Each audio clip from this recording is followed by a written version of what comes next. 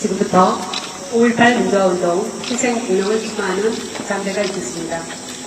먼저 장대가를 대표하여 정청래 더불어민주당 당대에서 헌화와 사양을 드리겠습니다.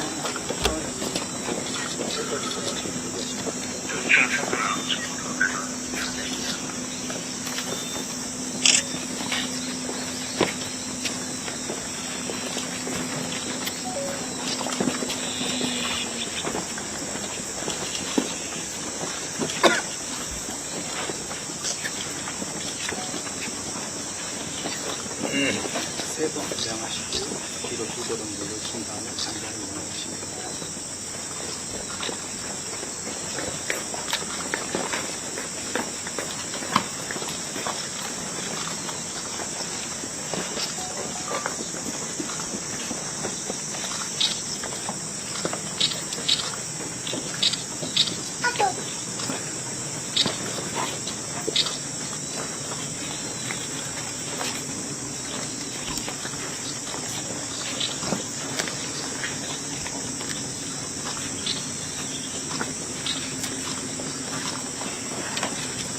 다음은 5.18 민주화운동 희생명령에 대하여 경례와 공명을 올리겠습니다. 5.18 민주화운동 희생명령에 대하여 경례. 바로 일도 묵념.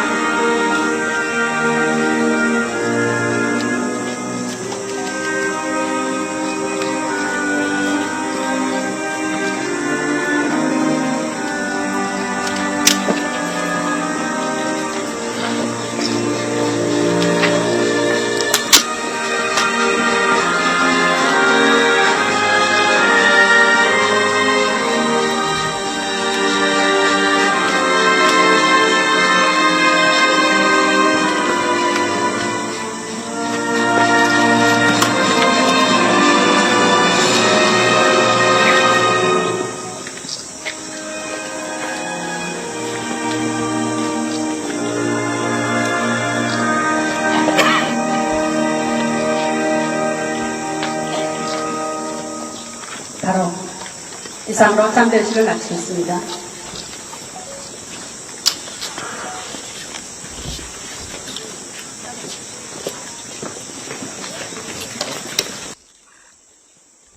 박기순 열사는 79년 윤상원 열사가 80년 5월 27일 날 사망했는데 부천에서 총에 맞아서 대변인 당시에 전남대 법대를 나와가지고 사회생활 하다가 이제 대변인을 하게 돼 5.18 때 마지막 날 도청에서 사망을 하셨어요.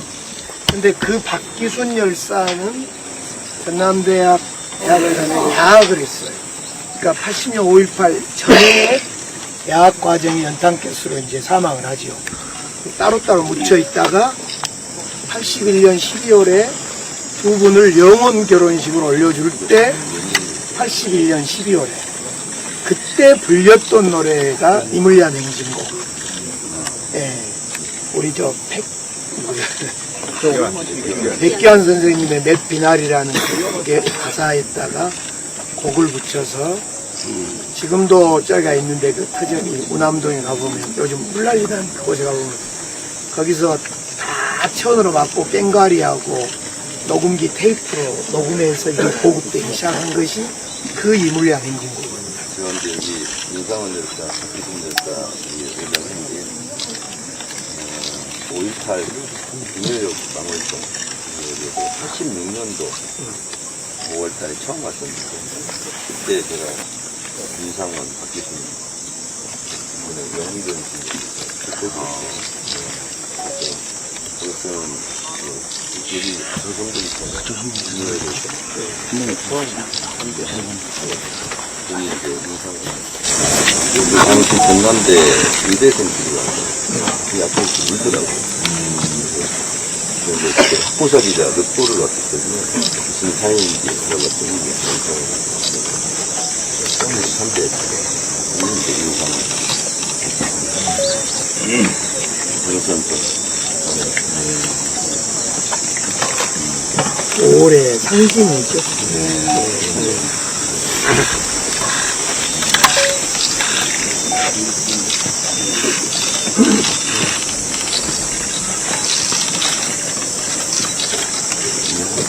이한열 열사 묘미 저쪽에 있는데 구묘역에 가요.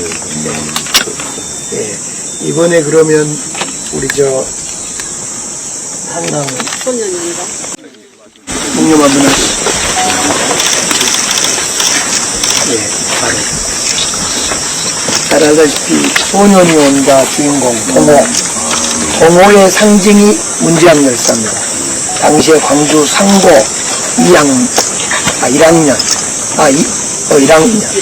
1학년일 때, 그쵸? 네네, 맞습니다. 이 옆에 친구가 있는데 나란히 친구랑 같이 죽어요. 3명이 죽어요. 저기 3명이. 그래서 친구 때문에 이제 거길 떠나지 못하고 결국 도청에서 역시 죽게 되는데 이 문지양 열사야말로 이제 한강 소년이 온다. 여러 소년들 중에 한 사람이 돼 있는 거예요.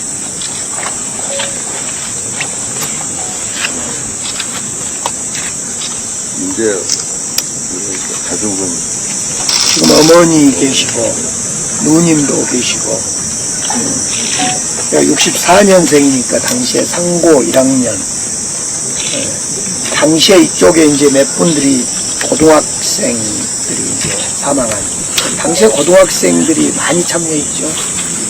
저도 이제 그중에 사람인데 우리 같은 사람은 살고 이런 경우는 이제 죽고 그랬는데 저는 2학년 여기 1학년 그때 고3, 2, 1 많이 죽거나 그랬죠. 고등학생들도 했을지. 그렇죠. 고등학생, 당시에는 고등학생들이 거리로 많이 나왔죠. 어린아이들하고.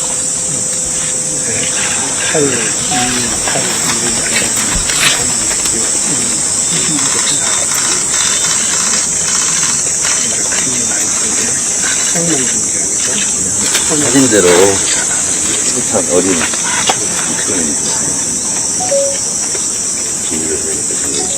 우리나라 차버리네. 알겠습니다.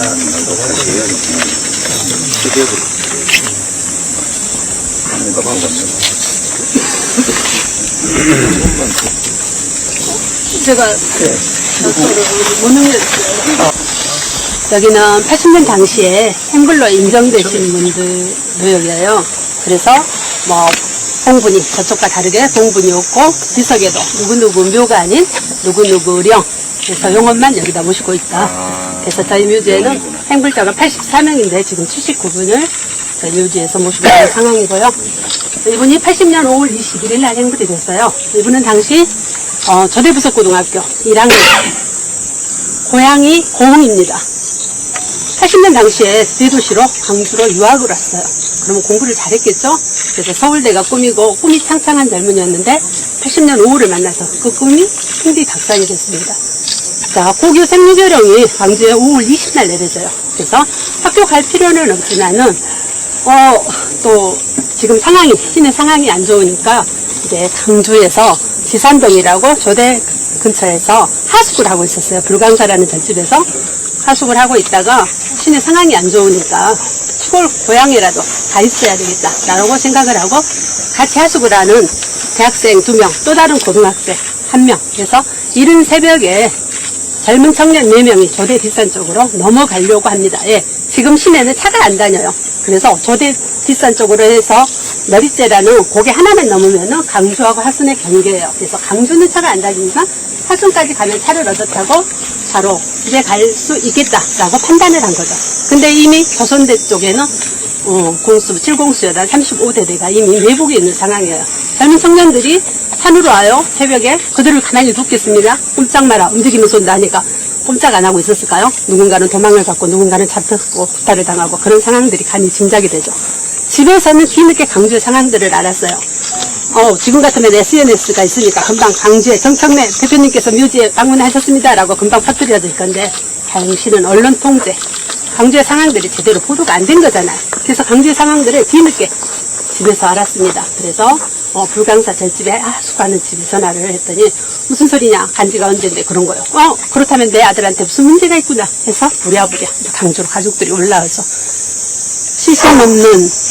시신 없는 것들이 주인 없는 시신들이 대학병원에 있다고 하니까 대학병원을 다 찾아다녔지만 결국은 찾을 수 없었습니다.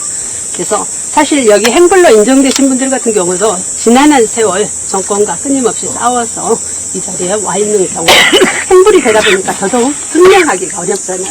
인후부정도 세워야 되고 그 당시 상황들을 어떻게 얘기해야 되고, 그래서 어려운 상황에서 여기까지 와 있는 경우다. 그래서 사실 이분들이 가장 부러운 것이 저기 뒤돌아보시면 바로 무등산이 있습니다.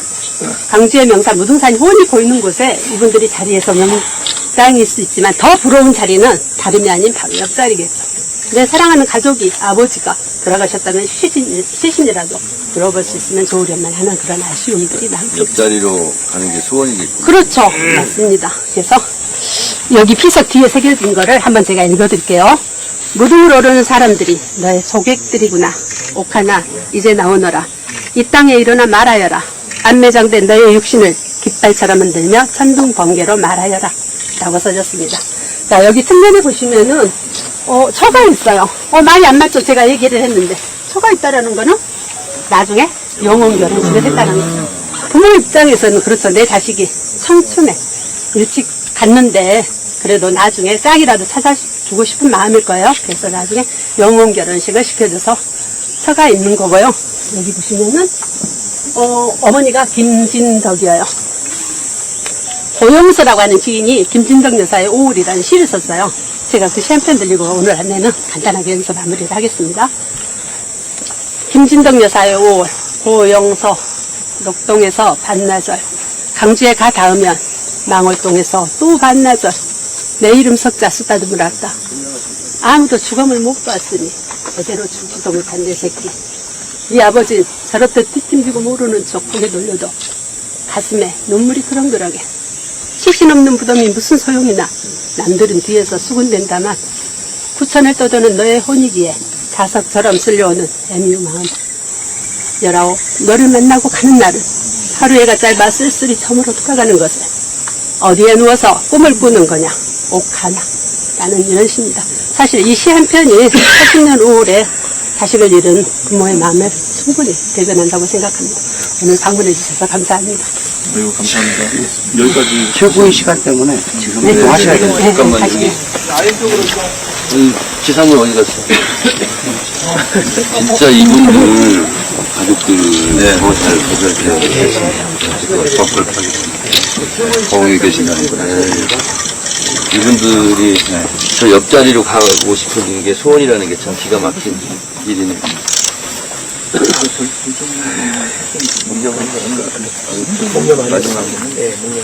무념.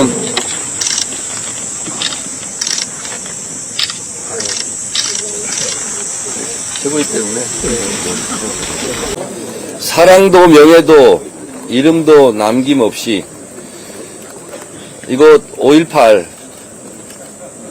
광주 민주화운동 국립묘지에 누워 계시는 광주 영령들을 생각했습니다. 80년 전두환 신군부 일당이 비상계엄을 일으켜 광주 시민들을, 무고한 광주 시민들을 학살했던 그 처참한 참혹한 광경을 바로 어제 일이라고 여러분 생각해 보십시오. 어떤 마음이 들겠습니까? 작년 12월 3일 비상계엄 내란 사태가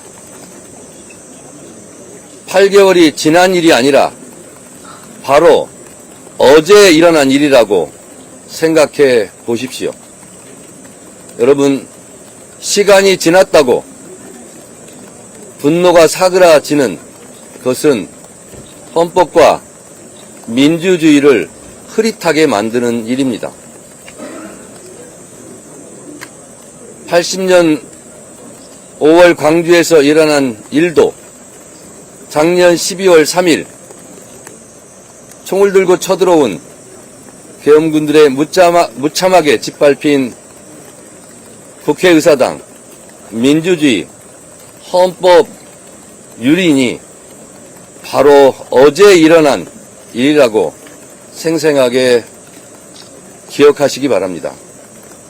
우리가 80년 5월 광주를 12월 3일 비상계엄 내란을 철저하게 처벌하고 단죄하지 않는다면 또다시 이러한 참극이 벌어질 것입니다. 따라서 광주 영령들이 바라는 뜻대로 대한민국의 법대로 내란 세력을 척결하겠다고 저는 다짐하고 왔습니다. 어느 유명한 역사학자가 역사란 과거와 현재 끊임없는 대화의 연속이라고 말했습니다.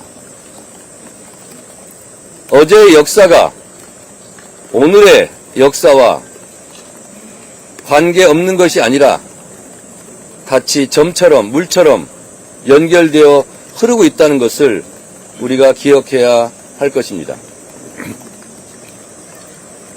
어제의 죄를 벌하지 않았기 때문에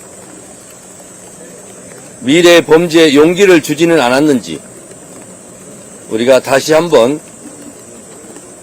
5.18과 12.3 비상계엄을 생각하면서 오늘 이 자리에서 광주 영령들께 다짐해야 되는 우리의 시대적 책무가 아닐까 그런 생각을 했습니다. 한강 작가가 말했듯이 과거가 현재를 도왔고 광주 영령들의 죽은 자가 오늘 우리의 산자를 구했습니다. 만약 윤석열 일당의 비상계엄이 성공했더라면 이재명 대통령도 정청래도 불기의 객이 되어서 어디에서 시신도 찾지 못하고 아까 보았던 그 홀령만 모시는 그러한 처지가 됐을지 모릅니다. 여러분, 노상원 수첩을 똑똑하게 기억해야 합니다. 그들이 얼마나 많은 사람을 죽이려 했는지 여러분 그 노상원 수첩과 타협할 수 있습니까? 노상원 수첩과 악수할 수 있습니까?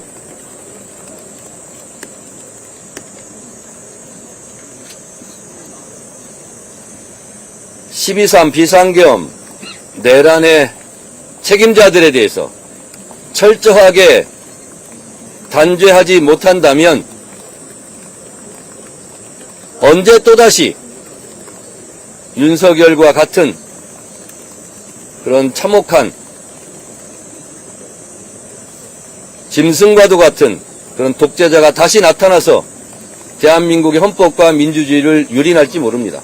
그래서 이 시점에서 끊어야 합니다. 80년 5월 광주가 없었다면 87년 6월 항쟁이 없었을 것이고 87년 6월 항쟁이 없었다면 오늘의 헌법이 없었을 것입니다. 오늘의 헌법이 없었다면 우리는 윤석열 일당의 비상계엄을 국회에서 막아낼 방법이 없었을 겁니다. 따라서 12.3 비상계엄 당시 국회의장께서 비상계엄 해제안을 의결할 수 있었던 것은 지금의 헌법 덕분이고 6월 항쟁 덕분이고 5.18 광주 민주화운동의 덕분입니다. 80년 5월 광주가 없었다면 지금 서 있는 우리는 살아있는 사람이 아니라 죽은 자가 되어서 시체가 되어서 어디에 묻혀 있을지 모릅니다. 그래서 저는 오늘 광주 민주화운동 광주 영령들께 무한한 감사와 그리고 그분들의 희생을 헛되지 아니하겠다고 다짐하고 돌아갑니다. 이재명 대통령의 국정 철학이 특별한 희생에는 특별한 보상이 따라야 된다 라는 원칙에 맞게 제가 지난 대선 과정 전당대회 과정에서 대한민국 민주주의 발전에 호남이 기여한 바가 큰데 국가는 호남 발전에 무엇을 기여했는가 라는 질문을 저한테 던졌습니다. 이제 이재명 정부와 더불어민주당은 그 질문에 답해야 된다고 생각합니다. 그래서 호남 발전 특위를 만들었고 그 호남 발전 특위에서 충분히 협의하고 논의하고 호남 발전에 대한 방향을 내온다면 그것을 당의 사업으로 정부께 건의해서 호남인들의 한이 조금이나마 풀릴 수 있도록 당 대표로서 최선의 노력을 다하겠습니다. 고맙습니다. 네, 이쪽으로 고맙습니다.